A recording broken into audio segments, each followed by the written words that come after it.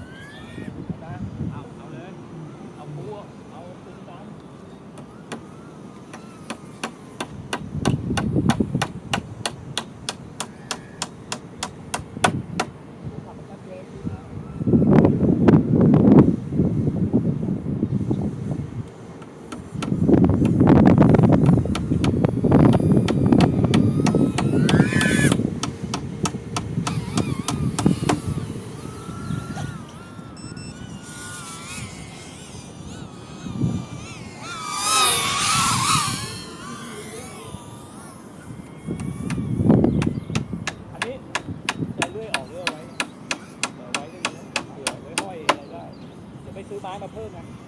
ตีเพิ่มอีกแต่จะตียากนะตีเข้าลองนี้ตีให้มันจะหลุดลงไปเลยมันจะหลุดลงไปเลยเวลาตีลงนี่นอกจากว่าเราจับตะแคง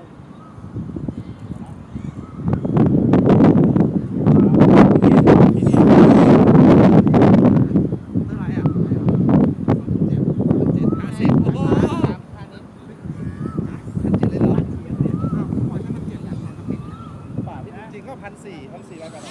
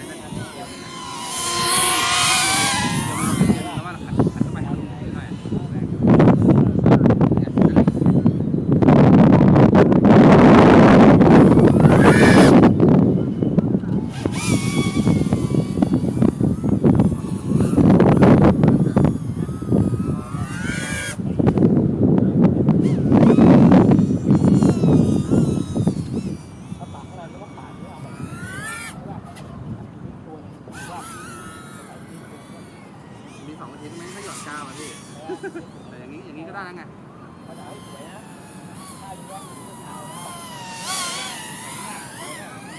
ข้างหน้าเดี๋ยวขวางนี้ซื้อไม้ยาวเนี่ยขวางนี้แผ่นนึงเนี่ยขวางลงมาข้างล่างแผ่นนี้แล้วเอานี่ก็ขวางต่ำจบต้องไปซื้อไม้เพิ่มสรุปพอไปซื้อไม้มาปุ๊บตรง